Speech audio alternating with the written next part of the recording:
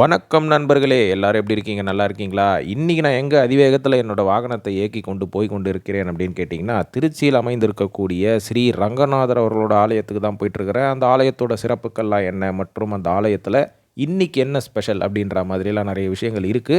அதெல்லாம் இந்த வீடியோல நான் பகிரப் போறேன் நண்பர்களே. அதாவது இப்ப நான் போயிட்டுருக்கிறது சனிக்கிழமையில தான் போயிட்டுருக்கிறேன். ஸோ சனிக்கிழமை வந்து அங்க ரொம்ப விசேஷம் அப்படின்ற மாரி அங்க இருக்கிற என்னோட நண்பர் ஒருத்தர் சொன்னாரு.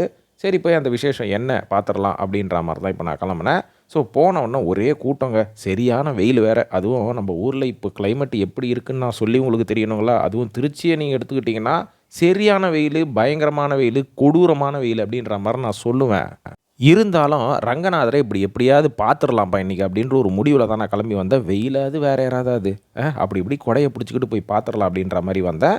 ஸோ கோயில் வந்து இன்னைக்கு ரொம்ப அழகா ரம்மியமா இருந்தது. பல பேர் அதாவது நம்ம சவுத் இந்தியால இருந்து பல பேர் வந்து இன்னைக்கு வந்திருந்தாங்க.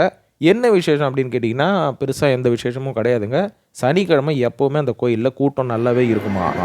ஸோ இதெல்லாம் ஒரு பக்கம் இருக்க, இந்த கோயிலோட ஸ்பெஷாலிட்டி என்ன? எனக்கு தெரிஞ்ச ஒரு சில இன்ட்ரெஸ்டிங்கான விஷயங்கள் இந்த கோயில் பத்தி நான் தெரிஞ்சுக்கிட்ட விஷயத்த நான் சொல்றேன். அதாவது நம்ம ஸ்ரீரங்கத்த இப்ப தான் நம்ம ஸ்ரீரங்கம் அப்படின்ற மாரிலாம் அழைக்கிறோம். ஆனா ஒரு காலத்தில இந்த இடத்தோட பேர் வந்து திருவரங்கம் அப்படின்ற மாரி சொல்றாங்க. அது மட்டும் இல்லாம இந்த திருவரங்கத்தோட சிறப்பான விஷயம் என்னன்னு பார்த்தீங்கன்னா, திருச்சியில ஒரு சின்ன தீவு மாரி அமைந்திருக்கக்கூடிய ஒரு இடத்துல தான் இந்த கோயில கட்டியிருக்கிறாங்க.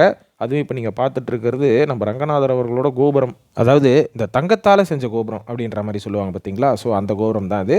சரி ஓகே. இப்ப நான் விஷயத்துக்கு வரேன். அதாவது இந்த கோயில பத்தி இன்னொரு சிறப்பான அம்சம் என்ன அப்படின்னு பார்த்தீங்கன்னா, இந்த கோயிலுக்கு பின்னாடியே காவேரி ஆறு ஓடக்கூடிய ஒரு சிறப்பான ஒரு அம்சம் இருக்கு. அது மட்டும் இல்லாம இத வந்து திருச்சியிலே ஒரு தனி தீவு போல கன்சிடர் பண்ற மாரி தான் அந்த காலகட்டத்தில சொல்லுவாங்களாம். இது மட்டும் இல்லாம இந்த கோயில் இப்ப நீங்க இந்த வெள்ள கோபுரம் பார்த்தீங்க பார்த்தீங்களா? இதுதான் ரங்கநாதர் அவர்களோட முக்கியமான கோபுரங்களாங்க. நம்ம வந்து எப்பவுமே ஸ்ரீரங்கம் போம்போது, அந்த என்ட்ரன்ஸ்ல இருக்கிற மிகப்பெரிய கோபுரத்த பத்தி தான் நம்ம பார்ப்போம், பேசுவோம். ஆனா ரங்கநாதர் அவர்களோட சிறப்பான கோபுரமே இந்த வெள்ள கோபுரம் தானாம். இதையும் தாண்டி அந்த ஹிந்துக்களோட ரொம்ப முக்கியமான கோயில் இந்த கோயில் அப்படின்ற மாரி சொல்லப்படுது. இது மட்டும் இல்லாம, அதாவது உலகத்திலேயே மிகப்பெரிய வளாகம், மிகப்பெரிய ஒரு காம்பவுண்ட் கொண்ட ஒரு மிகப்பெரிய பரப்பளவு இருக்கக்கூடிய கோயில் எதுனா, இந்த ஸ்ரீரங்கநாதர் கோயில வந்து சொல்றாங்க. எதனால இப்படி சிம்பிளா நம்ம சொல்லறது?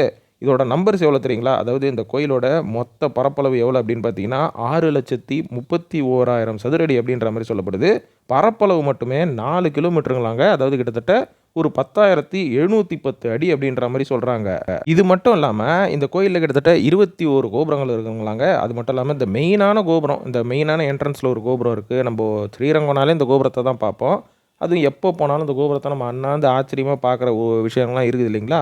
ஸோ இந்த கோபுரத்தோட ஹைட் எவ்வளோ அப்படின்னு பார்த்தீங்கன்னா, கிட்டத்தட்ட 236 அடிங்களாம். அதாவது சிம்பிளா சொல்லணும்னா 73 மீட்டர் உயரம் அப்படின்ற மாரி சொல்றாங்க.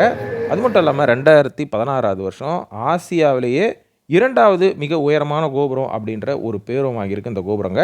இது மட்டும் இல்லாம இந்த கோயில் எப்ப கட்டப்பட்டது அப்படின்னு பார்த்தீங்கன்னா, விஜயநகர சாம்ராஜ்யத்தில் இருக்கக்கூடிய அச்சுவதேவராயா அவரோட ஆட்சி காலத்தில தான் இந்த கோபுரம் வந்து கட்டுறதுக்கு ஆரம்பிச்சிருக்கிறாங்க. அதுக்கப்புறம் அவரோட மரணத்திற்கு பிறகு இந்த கட்டுமானம் வந்து கொஞ்சம் வருஷம் நிறுத்திருச்சாம்.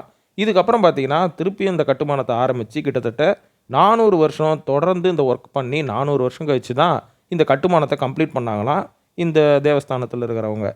இது மட்டும் இல்லாம, இன்னொரு இன்ட்ரஸ்டிங்கான வரலாறு குறிப்பு என்ன சொல்லுது அப்படின்னு பார்த்தீங்கன்னா, இந்த கோயில்ல ஸ்ரீ ரங்கநாதன் அவர்களோட உடல் வந்து பதப்படுத்தப்பட்டு உள்ள வைக்கப்பட்டிருக்காம். ரொம்ப பத்திரப்படுத்தி வைக்கப்பட்டிருக்கு அப்படின்ற மாரியும் சொல்றாங்க.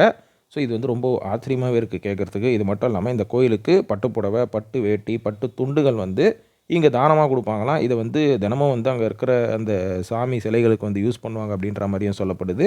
இது மட்டும் இல்லாம, இந்த கோயில பத்தி நெறைய சிறப்பு இருக்கு. அதெல்லாம் நான் அடுத்த பதிவுல